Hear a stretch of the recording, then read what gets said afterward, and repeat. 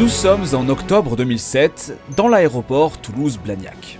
Airbus livre le premier A380 à Singapore Airlines sous les flashs des caméras et les bulles de champagne. Le plus grand avion de passagers au monde. 471 sièges. Luxe sur 2 niveaux. Un hôtel volant. Les journalistes aéronautiques parlent du futur. Les dirigeants d'Airbus y voient une revanche. Mais revenons 3 ans en arrière. 2004. Salle de réunion chez Boeing. Ils viennent de jeter l'éponge dans la course du Super Jumbo. À la place, ils ont tout misé sur le 787 Dreamliner. Un bimoteur de taille moyenne qui va à l'opposé de ce qu'Airbus construit. 2 compagnies. 2 visions radicalement différentes du futur du vol. L'une parie sur des hubs géants et des avions énormes. L'autre sur l'efficacité point à point et un réseau morcelé. Une seule allait survivre à ce qui allait suivre. Voici l'histoire d'Airbus qui a bâti un monument à 33 milliards de dollars pour un marché déjà moribond. Et comment le plus bel avion jamais construit est devenu le plus coûteux échec stratégique de l'aviation.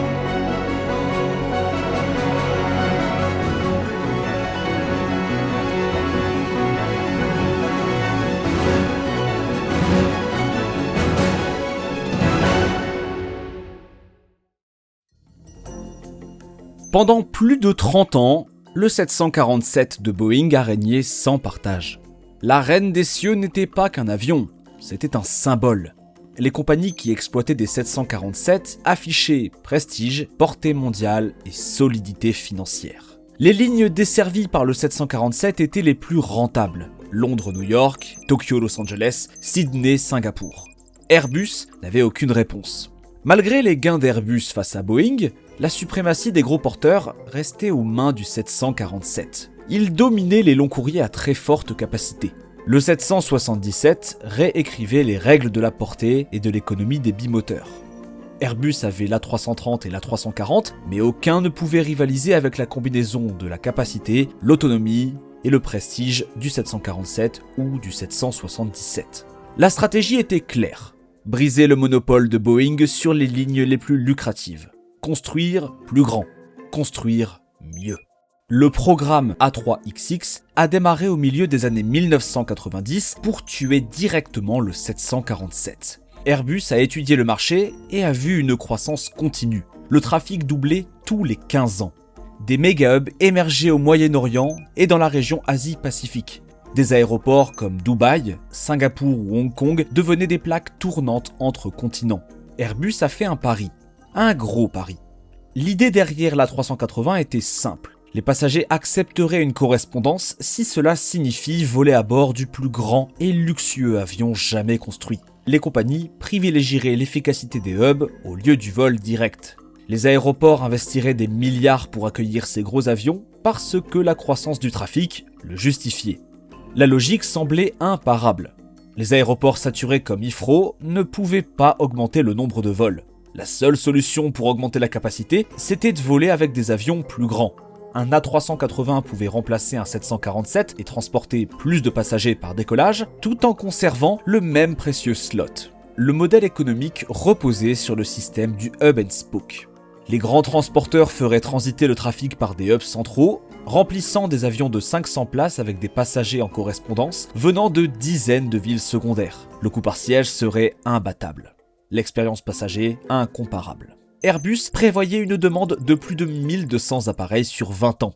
Les chiffres justifiaient un coût de développement dépassant 25 milliards de dollars. Les gouvernements européens soutenaient le projet avec des prêts et subventions, le voyant comme un investissement industriel stratégique.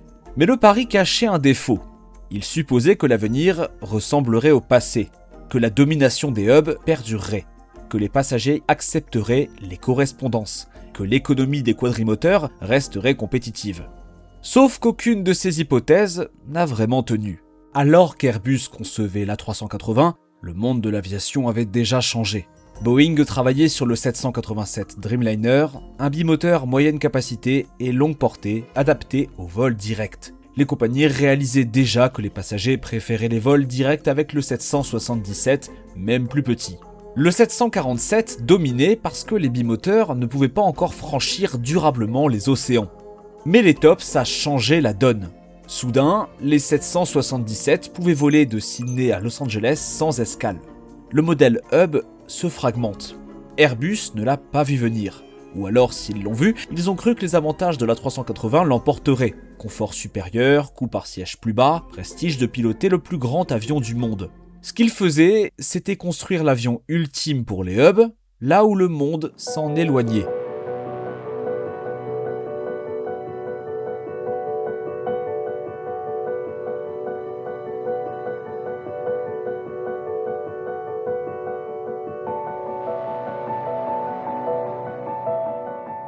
Construire le plus grand avion de passagers au monde demandait bien plus que de l'ambition. Il fallait repenser complètement la conception, la fabrication et l'assemblage des avions. Les critères étaient impressionnants.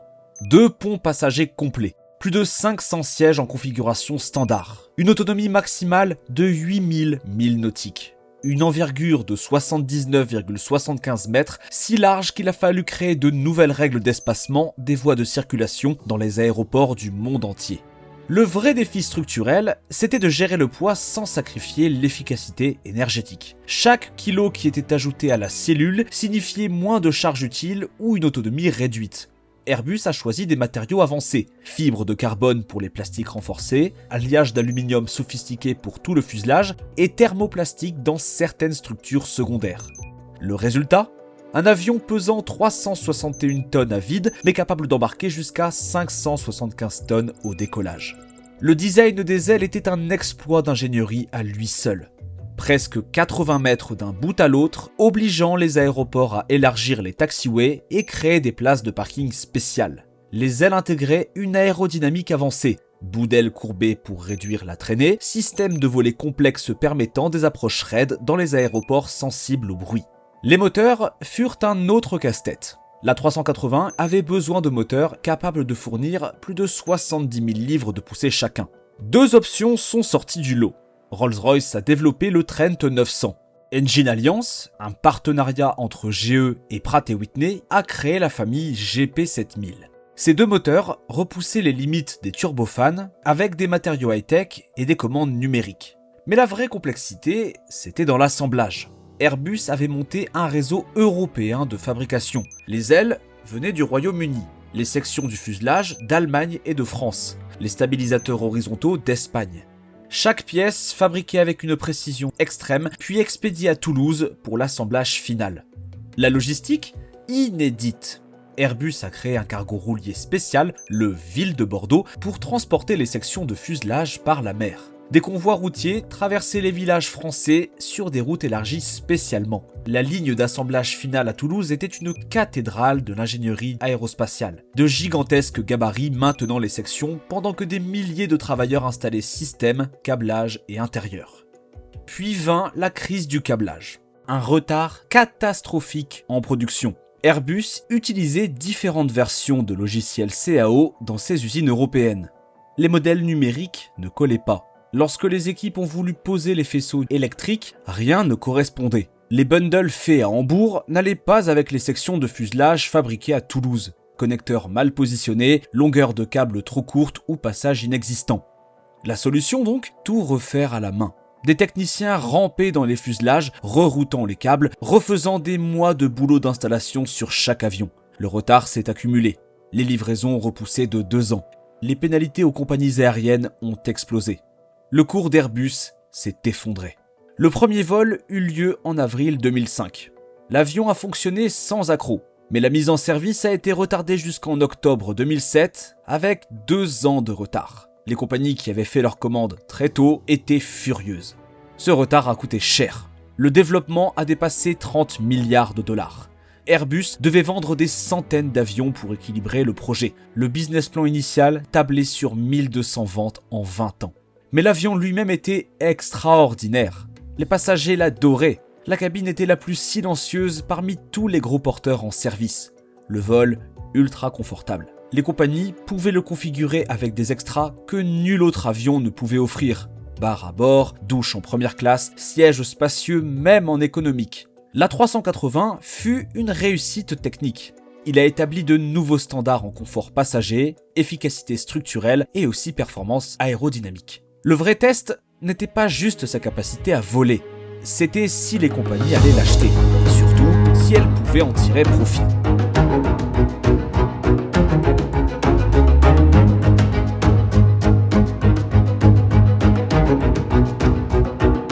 Singapore Airlines a réceptionné le premier A380 en octobre 2007. Le client de lancement a configuré son appareil avec 471 sièges, bien en dessous du maximum théorique, privilégiant l'espace et le confort plutôt que la densité. Suite en première classe avec porte coulissante. Siège en classe affaires se transformant en lit complètement plat.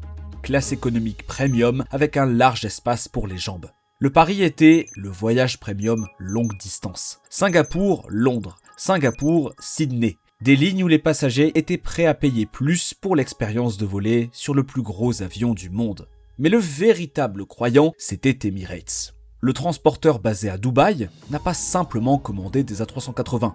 Il a construit toute sa stratégie de hub autour d'eux. La commande initiale portait sur 58 appareils, puis 90 et enfin 140. À la fin de la production, Emirates avait commandé 123 A380, plus que toutes les autres compagnies réunies. Emirates a vu ce que les autres ont raté. La position géographique de Dubaï en faisait un point de connexion naturel entre l'Europe, l'Asie, l'Afrique et l'Océanie. Le modèle hub fonctionnait lorsqu'on contrôlait le hub, et Emirates contrôlait Dubaï. La compagnie a configuré ses A380 pour un revenu premium. Suite première classe avec douche à bord et porte en bois. Classe affaires avec siège complètement plat et bar lounge. Même en économique, plus d'espace que chez la concurrence. L'économie fonctionnait parce qu'Emirates remplissait ses avions. Leur taux de remplissage était toujours au-dessus du seuil de rentabilité sur les routes clés. Dubaï-Londres transportait voyageurs d'affaires et passagers en correspondance vers l'Asie. Dubaï-Sydney attirait touristes et expatriés australiens. Dubaï-New York répondait à la demande premium transatlantique.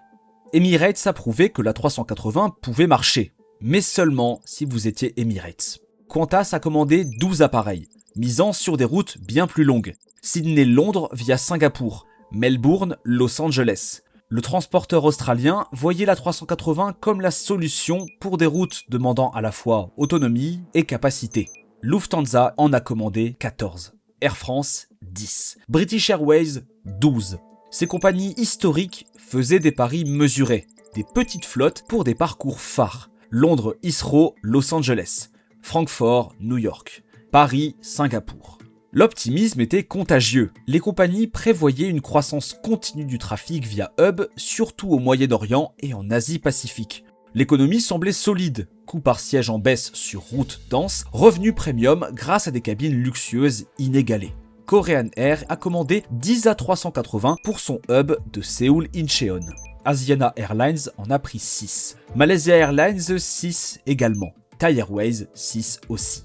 Mais sous les commandes, des signes d'alerte apparaissaient. La plupart des compagnies n'y allaient pas à fond comme Emirates. C'était des achats de petites flottes, 6 à 14 appareils pour des routes spécifiques. Les commandes montraient de la prudence, non pas de la conviction. Et certaines des plus grandes compagnies au monde n'en ont même pas commandé. Delta, United et American, les 3 géants américains, n'ont passé aucune commande. Pas un seul. Le modèle Hub and Spoke américain se fragmentait déjà. Les passagers préféraient la fréquence à la capacité. 3 vols quotidiens en 777 rapportaient plus qu'un seul vol à 380 par jour. La 380 exigeait des conditions parfaites pour réussir. Des aéroports saturés en créneaux, des routes très denses, de la demande premium. La domination du hub. La plupart des compagnies ne réunissaient pas les 4 critères.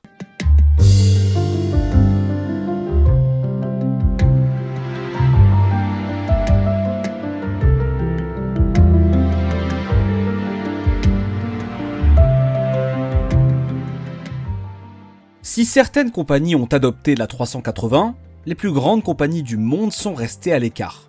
Les raisons n'étaient pas évidentes au premier abord, mais elles révélaient un changement fondamental en train de se produire sous la surface de l'aviation mondiale. Les compagnies américaines ont vu ça en premier. Delta, United et American Airlines n'ont pas fait la moindre commande. Ce n'était pas une question de performance de l'avion, mais du marché dans lequel elles évoluaient. Dans les années 2000, le modèle Hub and Spoke américain commençait déjà à se fissurer. Les passagers préféraient les vols directs aux correspondances, même en payant un peu plus. La fréquence comptait plus que la capacité. L'essor des ETOPS a accéléré ce changement. Les normes pour les vols long courriers d'avions bimoteurs se relâchaient depuis les années 80. En 2007, les bimoteurs pouvaient faire des trajets autrefois réservés aux quadrimoteurs. Le 777 traversait le Pacifique sans escale, la 330 volait à travers l'Atlantique tranquillement.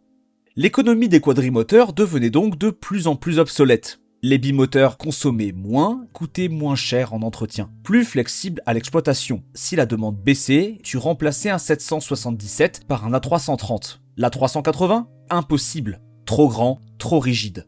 L'économie point à point changeait la donne. Les passagers préféraient de plus en plus les vols directs. Dans les années 2010, les compagnies desservaient les villes secondaires avec des 787 et A350 tout en évitant les hubs classiques. Des routes qu'un A380 ne justifierait jamais, mais parfaites pour des bimoteurs moyens. Ensuite, il y avait le coût des infrastructures aéroportuaires. Faire voler un A380 nécessitait des milliards. Taxiway renforcés pour supporter 575 tonnes, espacement des pistes élargies, portes modifiées avec passerelles doubles pour les deux ponts, équipement au sol adapté, tracteurs, chargeurs de bagages, camions de restauration, tout dimensionné pour le super jumbo. La plupart des aéroports ne pouvaient pas justifier cette dépense, surtout lorsque le même investissement servait à accueillir des appareils plus petits et des vols plus fréquents. Le problème de flexibilité est devenu l'argument décisif. L'A380 t'enfermait dans des opérations haute capacité. Si la demande baissait, impossible de s'adapter. Soit tu volais avec des sièges vides, soit tu supprimais la ligne. Mais avec un 787 ou un A350, tu avais des options. Réduire la fréquence, répartir la capacité sur d'autres routes, ajuster la config selon la saison. La réponse de Boeing résumait l'opposition. Le 787 Dreamliner était fait pour une stratégie totalement opposée. Capacité moyenne, long rayon d'action, service point à point. Les compagnies ouvraient de nouvelles routes sans construire de hub. Tokyo, Boston, Melbourne, Dallas, des trajets où la 380 n'aurait aucune place. Turkish Airlines est devenu l'exemple parfait de cette approche. Istanbul grandissait son hub, le trafic doublait. Les contraintes de slot semblaient parfaites pour la 380. Puis, Turkish a choisi le 787 et la 350. Ce choix a signifié un tournant. Même les hubs en forte croissance abandonnaient le gigantisme. L'avenir, ce n'était pas plus gros, mais plus fréquent, vers plus de destinations. Le marché changeait plus vite qu'Airbus ne l'avait prévu. Les bases de la 380, domination continue des hubs, contraintes de slots poussant vers des appareils plus gros, passagers qui acceptent les correspondances, s'effondraient en temps réel. Mais pour une compagnie, tout ça n'avait pas d'importance. Emirates ne misait pas juste sur la 380, elle bâtissait un empire entier autour.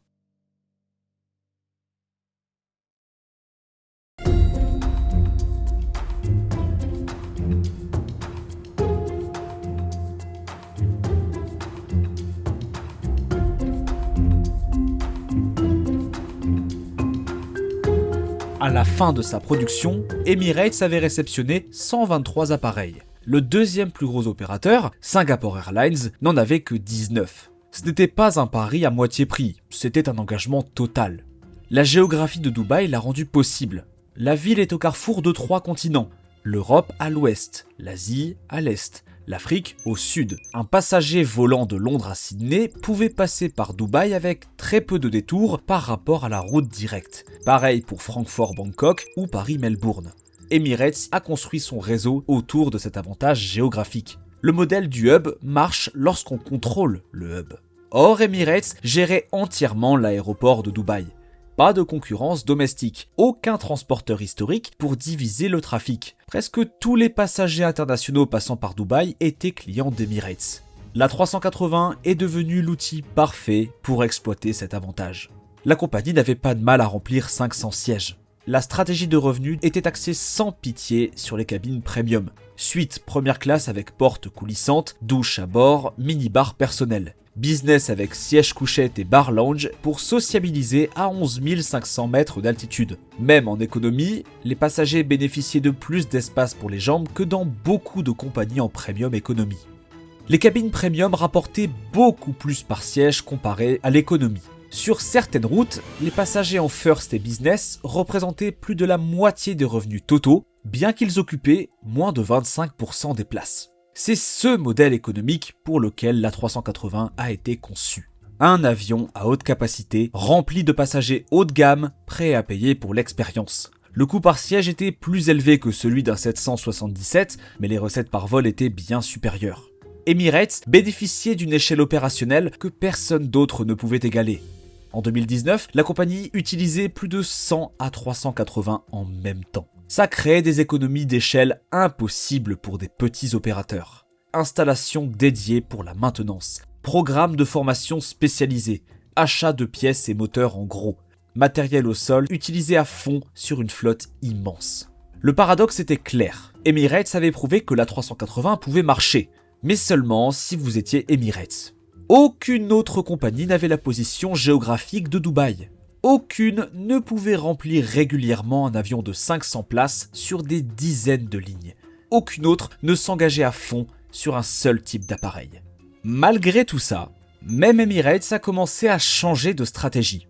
En 2019, ils ont commandé des 787 et des A350. Non pas pour remplacer l'A380, qui allait encore voler des décennies, mais pour desservir des routes où 500 places n'étaient pas nécessaires. Villes secondaires, destinations saisonnières, marchés où la fréquence comptait plus que la capacité. Ce changement, subtil mais important, reconnaissait ce que le reste de l'industrie savait déjà. L'A380 fonctionne sur des routes spécifiques dans des conditions précises, mais il n'est pas l'avenir de l'aviation. C'est un outil spécialisé pour une mission bien ciblée. Dubaï-Londres justifie toujours un A380. Mais Dubaï-Prague, Dubaï-Copenhague, ces routes ont besoin de quelque chose de plus petit, plus flexible, plus économique. L'A380 avait trouvé sa niche. Une niche très rentable pour une seule compagnie. Mais une niche quand même. L'avion qui devait dominer l'aviation mondiale est devenu une solution pour un problème spécifique que seule une compagnie avait. Et puis, il y a les compagnies qui ont essayé la 380 et ont vite compris qu'elles avaient fait une erreur.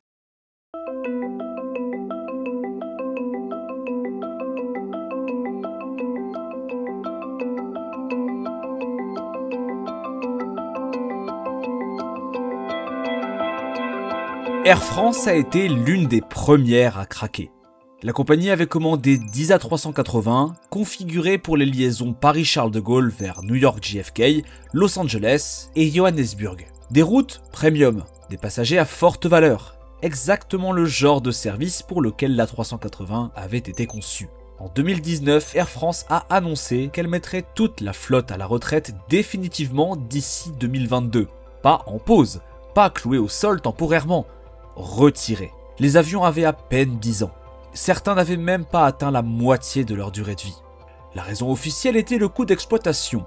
Mais le vrai problème était la flexibilité des routes. Air France ne pouvait pas déployer les A380 lorsque la demande changeait. L'avion ne volait que sur 3 routes. Lorsque les voyages d'affaires ont chuté durant le Covid-19, ces routes ne pouvaient plus supporter des opérations à 500 places. Les avions plus petits pouvaient s'ajuster, pas la 380.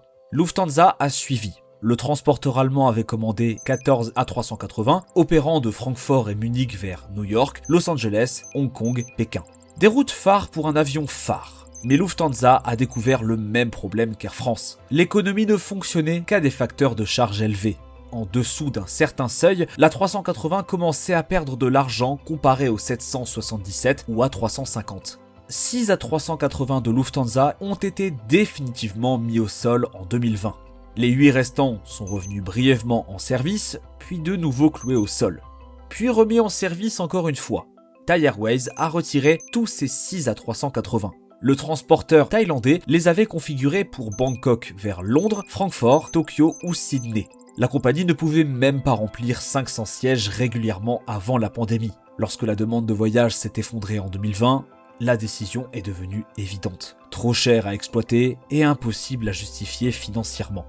Singapore Airlines, le client de lancement, la compagnie qui a réceptionné le tout premier A380 en 2007, a commencé à retirer ses avions plus tôt. Avec 19 A380, il était clair en 2023 que le nombre allait diminuer. Singapore Airlines livrait des biréacteurs plus petits comme l'A350. Le signe était là.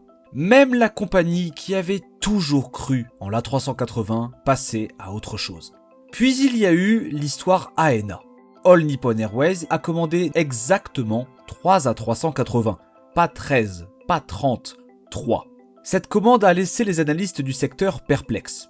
L'économie ne tenait pas la route. Le fait d'avoir 3 avions signifiait formation spécifique des pilotes, équipement au sol spécialisé et maintenance dédiée pour une toute petite sous-flotte. ANA a configuré les avions pour une seule liaison, Tokyo-Narita vers Honolulu. Une route de loisirs, pas une stratégie de hub. Les cabines étaient pensées pour des voyageurs en vacances à Hawaï. La livrée affichait une tortue de mer souriante, le Flying Honu. Trop mignon, mais très niche. Le pari était que la demande touristique japonaise remplirait régulièrement 520 sièges. Ça a fonctionné, durant un temps. Mais la route était trop spécialisée. ANA n'avait aucun autre usage pour ces gros avions. Lorsque la pandémie a frappé, les A380 sont restés cloués au sol plus de 2 ans. La compagnie ne pouvait pas les redéployer. Aucune autre destination ne convenait. Le schéma était clair. Les compagnies ne pouvaient pas économiquement rentabiliser ces avions en dehors de quelques routes à très forte demande. Même les compagnies attachées à l'expérience passager, et les passagers adoraient vraiment voler en A380, ne pouvaient plus justifier les coûts opérationnels. La valeur de revente s'est effondrée. Les A380 d'occasion sont devenus presque invendables sur le marché secondaire. Les bailleurs qui avaient financé ces avions pour les compagnies se sont retrouvés avec des actifs bloqués. Personne n'en voulait. Trop gros, trop cher, trop rigide. Certains A380 ont été démontés pour pièces avant d'avoir 15 ans de service. Moteur, système avionique, train d'atterrissage, récupérés et revendus pour permettre à d'autres A380 de voler. Des avions coûtant plus de 400 millions de dollars neufs étaient démontés comme de vieilles voitures à la casse. En 2019, la tendance était inévitable. Les compagnies se retiraient massivement de l'A380. Et Airbus n'avait d'autre choix que d'affronter la réalité.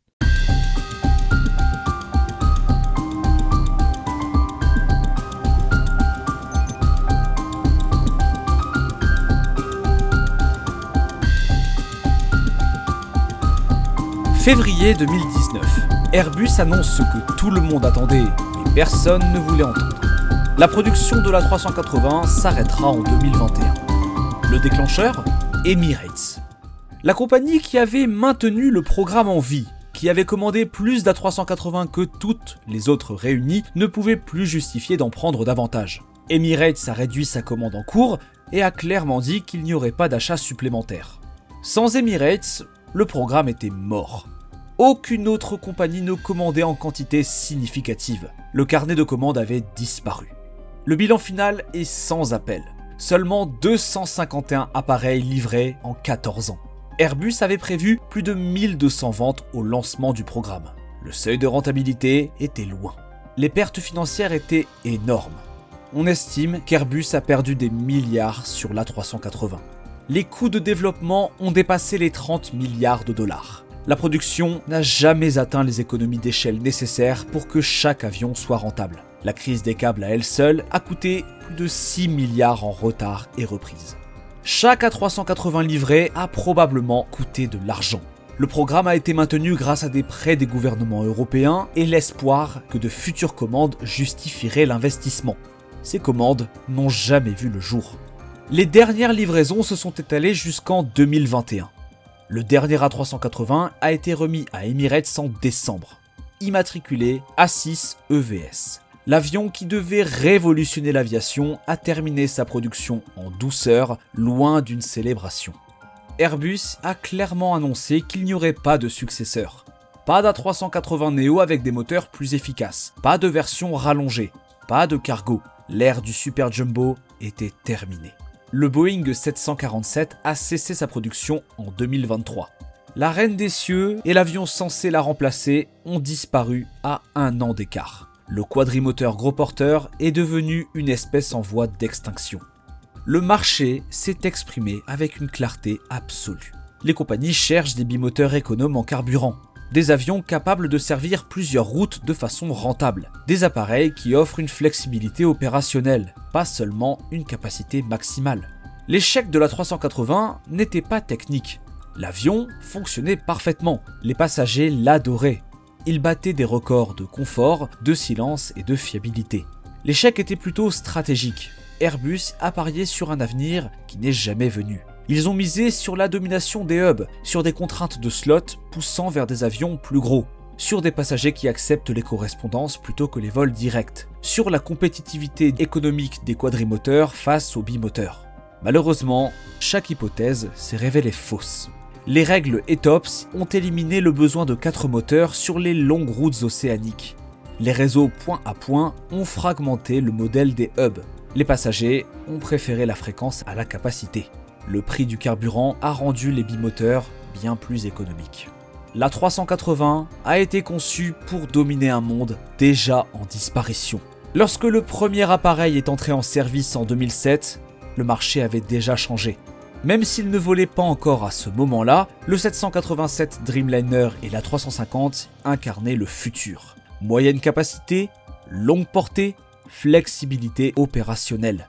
Airbus a construit l'avion ultime pour les hubs dans une industrie qui n'en voulait plus. Ils ont créé la solution parfaite pour un problème qui se réglait autrement. La ligne d'assemblage de Toulouse s'est tue. Les gros gabarits ont été démontés. Les outillages spécialisés stockés ou jetés. L'usine a été réorientée vers la production des A321 Neo, des monocouloirs que les compagnies veulent vraiment. L'A380 est devenu un symbole du risque de parier contre les forces du marché. Aucune prouesse technique ne peut compenser un mauvais choix stratégique.